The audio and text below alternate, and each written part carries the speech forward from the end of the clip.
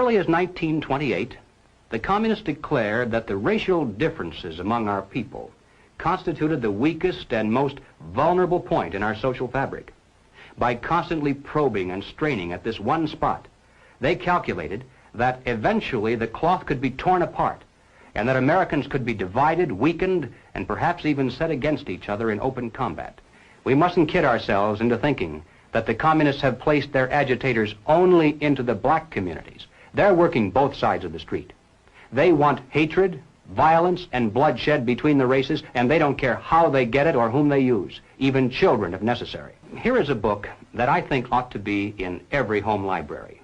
It's entitled Color, Communism, and Common Sense by Manning Johnson. He joined the party as a young man because he honestly believed that the communists were trying to improve the conditions of his people.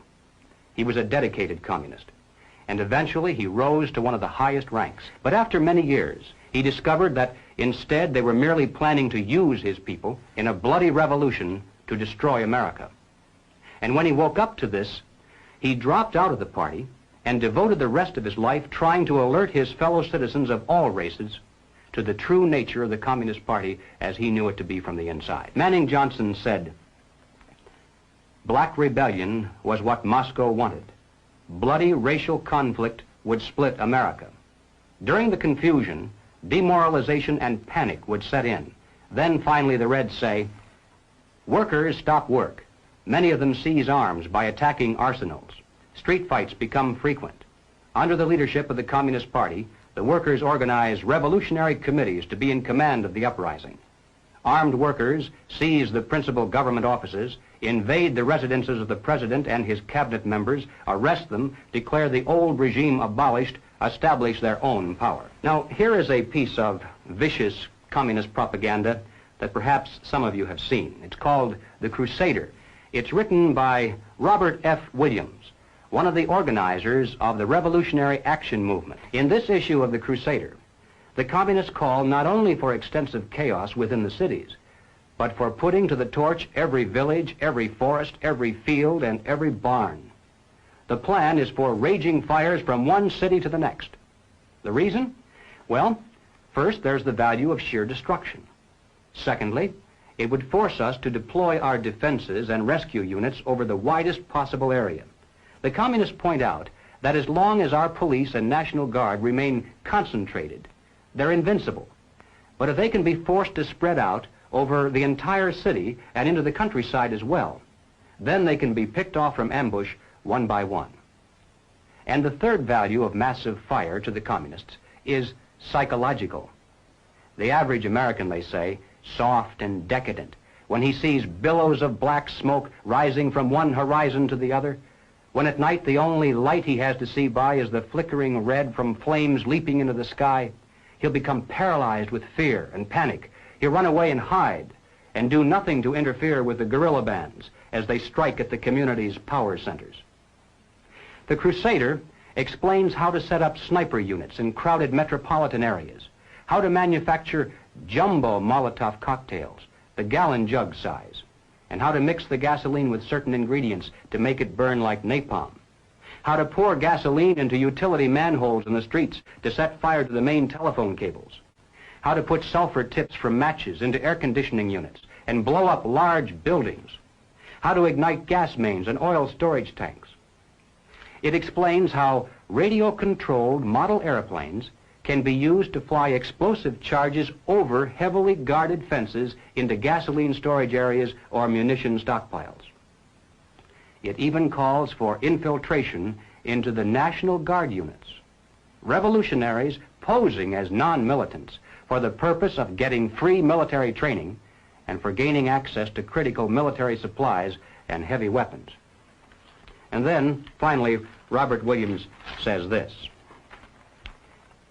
any all-out minority revolution must create a state of crisis wherein almost all of the male population would be forced to remain in their homes to protect their property and families.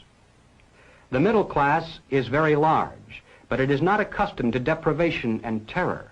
Because of its affluence, it has waxed soft. It has no stomach for massive fire, blood, and violence. The motive force behind its life drive is its endless pursuit of prestige, conspicuous consumption, and sensual pleasure. A few years of violent, sporadic, and highly destructive uprisings will set the stage for the grand finale. After the stage is properly set through protracted struggle, America could be brought to her knees in 90 days of highly organized, fierce fighting, sabotage, and massive firestorm. Ladies and gentlemen, the plans and preparations for a communist revolution of force and violence are far advanced. The organization behind these preparations has almost unlimited financial resources, and it provides both training and leadership based upon years of experience in many other countries. Our enemies are deadly serious about their task, and it's nothing short of national suicide for us to continue to ignore their plans and their progress. The violent revolution becomes of primary value to the communists to the extent to which it can be used to condition the masses psychologically to accept the non-violent revolution, which is offered supposedly as the only alternative. Hoping to avoid further violence and bloodshed, the public is to be pressured into accepting measures that will move the country gradually and legally toward communism, but without calling it that. The strategy of the proletarian revolution calls for the quiet conversion of our government into a communist regime, but under the banner of socialism. Well, what is socialism? All right, let's define it. According to the dictionary, socialism is a political concept based upon the principle of government ownership and control of property, the means of production, and the avenues of commerce. Under socialism, those who run the government, and the communists are confident that in America they eventually will be the ones who do so, those who run the government will know who is to get something and who has to wait, and that represents control over human beings. What has all this to do with the communist revolution in America? Well, ladies and gentlemen, it has everything to do with it, because the building of socialism is the communist revolution in America. It represents the process whereby our country can be moved gradually toward communism without the people even being aware of it. No matter what grievance we may have, real or imagined, no matter what national problems we may face, the communists seize upon these as excuses to build socialism. They have one and only one solution for all problems: more government, and then more and more until it's total government. And forgive me for saying it one more time, total government is communism.